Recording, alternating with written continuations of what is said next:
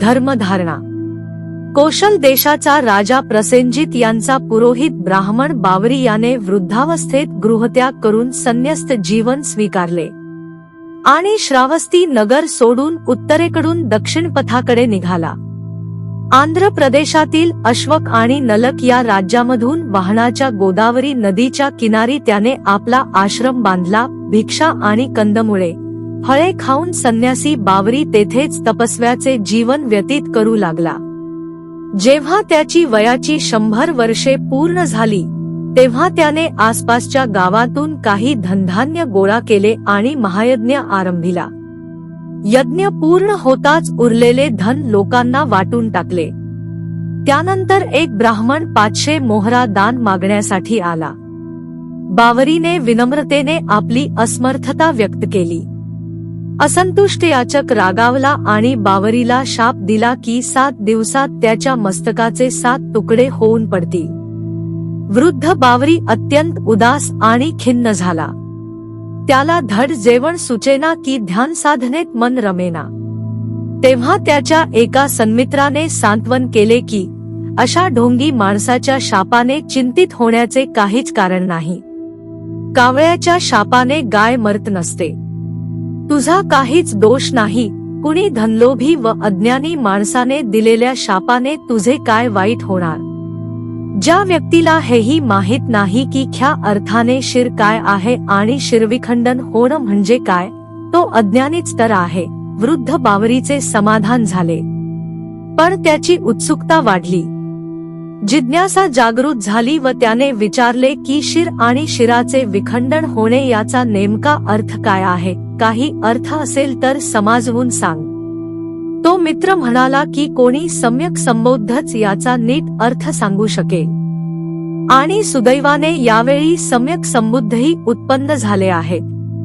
त्यांना जाऊन विचार. त्याची माहिती देताना तो म्हणाला, पुरा कपिलवत तुम्हा निखंतो लोकनायको अपच्चो ओक्काक्राजस्त सक्यपुत्तो पभकरो. काही वर्षापूर्वी इक्ष्वाकुवंशीय प्रभाकारी शाक्य पुत्राने कपिलवस्तूतून गृहत्याग केला आहे व संन्यस्त जीवन जगत आहे. सोही ब्राह्मण संबुद्धो सवधम्मान पारगू सब्बाभिन्या ब्लप्पतो सबब्धम्मेसु चक्षुमा सब्बकम्मख्यम पत्तो विमुत्तो उपधिख्ये. हे ब्राह्मणा तोच संबुद्ध झाला आहे जो सर्व धर्मात पारंगत, सर्वज्ञ, चक्षुमान, सर्व अभिज्ञाबल संपन्न आहे. त्याची सारी कर्मे, पापे क्षय पावली आहेत. तो कृतार्थ आणि धन्य झाला आहे. त्याने दुःखाची मुळेच उखडून टाकली असून तो परमविमुक्तपदी पोहोचला आहे.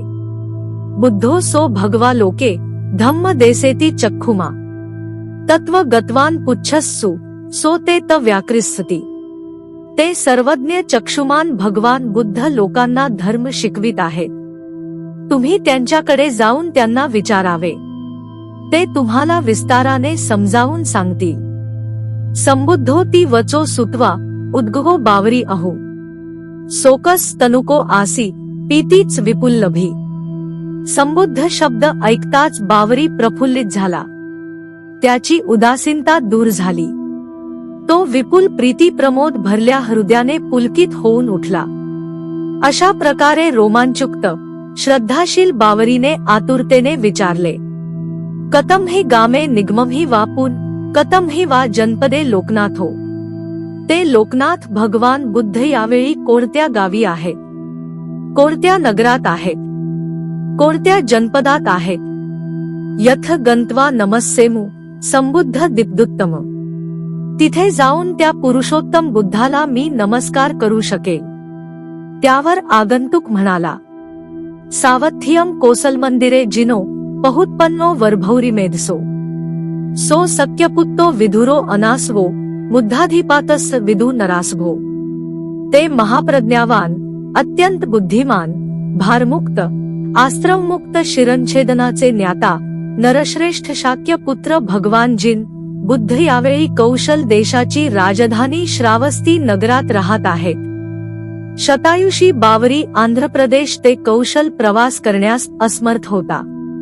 आपल्या सर्व शिष्यांना एकत्र बोलावून त्यांना म्हणाला, यस्सो दुर्लभो लोके पातु भावो अभिनहसो स्वाज्य लोकमहि उपनो संबुद्धीति विस्सुतो खिप्प गंतान सावथिंग पस्सवो दिब्दुत्तम। नेहमीच लोकात निर्माण होणे दुर्लभ अशा लोकोत्तर युगपुरुष संबुद्ध बिरुदावलीने प्रसिद्ध झालेल्या मनुज श्रेष्ठाला त्वरित श्रावस्ती नगरात जाऊन भेटा। अशा प्रकारे त्याने आपल्या शिष्यांना बुद्धाच्या दर्शनासाठी व त्यांच्याकडून ज्ञान प्राप्त करून घेण्यासाठी उत्साहित केले।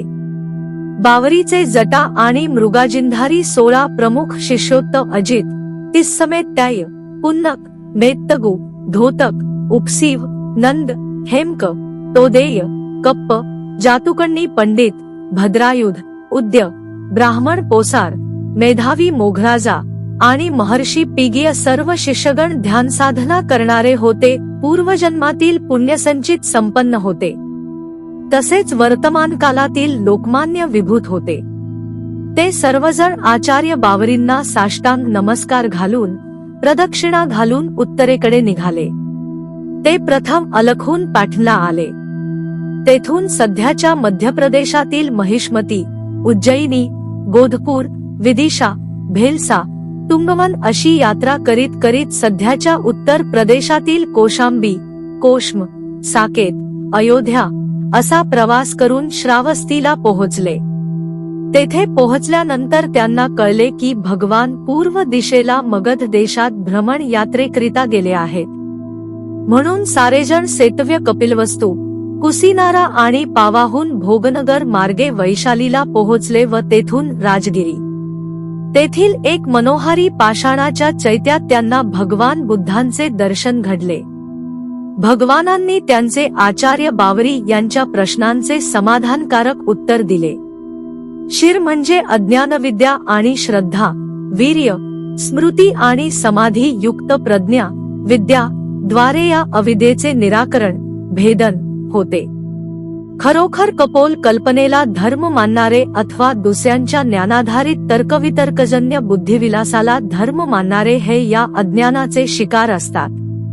श्रद्ध, वीर्य, पुरुषार्थ, स्मृती, सावधानता आणि समाधी यांच्या बळावर जेव्हा स्वतः आपली प्रज्ञा जागृत होते तेव्हा सर्वांगीण सत्याची प्रत्यक्ष अनुभूती होते, तेव्हा शिरच्छेदन होते। अविद्येचा पडदा दूर होतो, नष्ट होतो। जिज्ञासू प्रश्नकर्ते उत्तराने संतुष्ट झाले। त्यानंतर त्या 16ही तपस्वी साधकांनी एक एक करीत भगवान बुद्धांना धर्मविषयक अनेक प्रश्न विचारले। भगवान बुद्धांनी सर्वांनाच समाधानकारक संतोषप्रद उत्तरे दिली। ही प्रश्नोत्तरे अत्यंत प्रगल्भ आहेत। ही प्रत्येक धर्म जिज्ञासूला अप्रिमित प्रेरणादायक, धर्मपथ प्रदर्शक आहेत। याबाबत योग्य निराकरण केले गेले आहे। विवेचन केले आहे ते असे: एकमेकस पन्हस यथा बुद्धेन देसित यथा यो पटिपज्जेय गच्छे पार अपारतो। एक एक प्रश्नाचं उत्तर देताना भगवानांनी जो उपदेश दिला त्याचे प्रतिपादन करणारा ऐलतीरावरून पैलतीरावर सहज पार जाई। मग्गो सो पारगमनाय तस्मा पारायण इति। हा भव पार करणारा मार्ग आहे म्हणून याला पारायण म्हणतात। खरंच आहे ते धर्म पारायण स्तर आहे।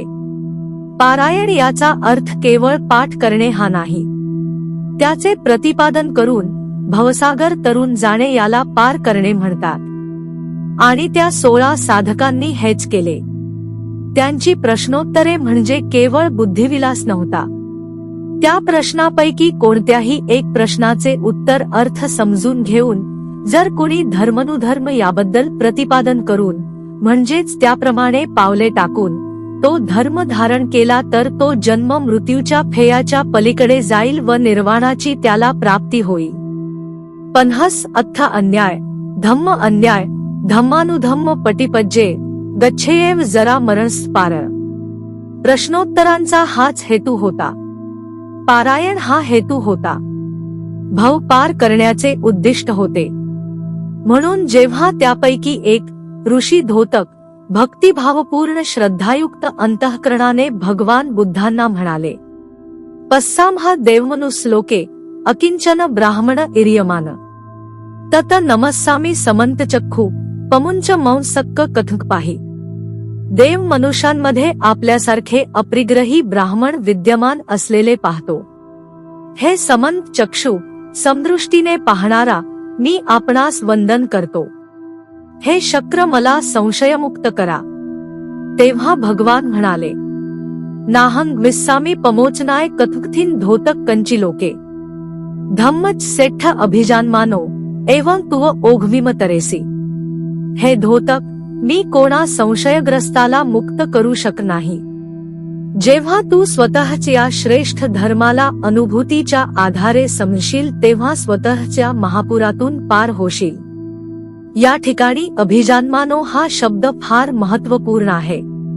स्वतःच्या अनुभूतीने जाणणाऱ्यालाच अभिजानमानो म्हटले जात होते. मनातील संशय केवळ अंधश्रद्धेच्या बळावर दूर केले गेले किंवा दूर झाले तर ते अभिजानन होत नाही.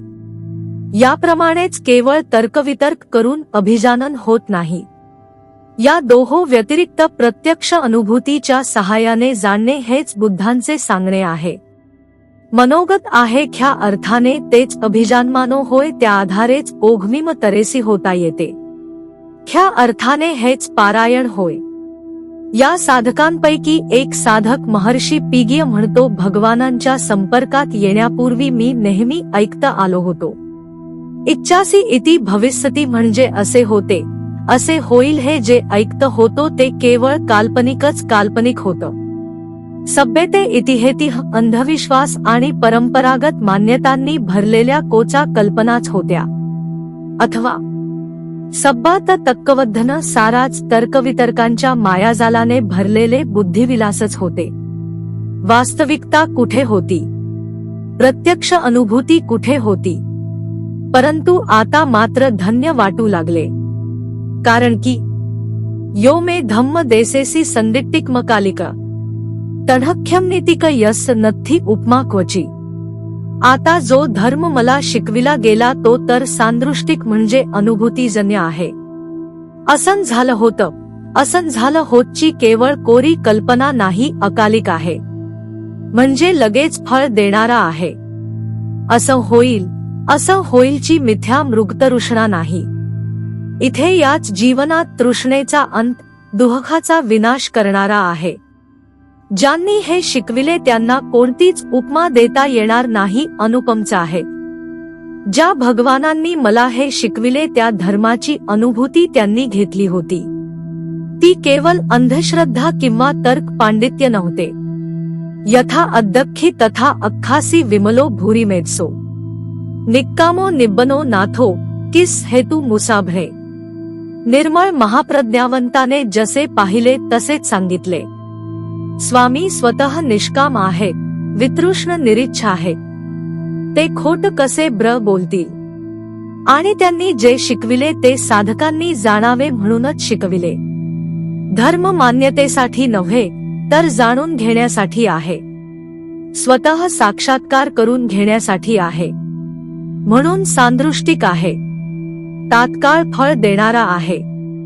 याच जीवनात इथेच फळ देणारा आहे. पुण्यपावन प्रसंगी धर्मानुधर्माच्या प्रतिपादनाप्रमाणे बुद्धाची पूजा करा. बुद्ध वंदना करा. भगवानांनी सांगितलेल्या मार्गाची फक्त चर्चा वादविवाद करू नका. केवळ त्या मार्गाविषयी श्रद्धा व्यक्त करून थांबू नका.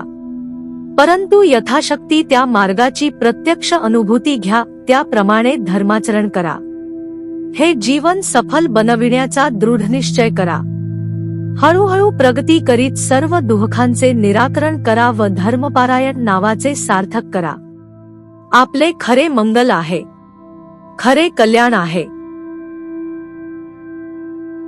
भवतु सब मंगलम. साधु साधु साधु साधु साधु साधु.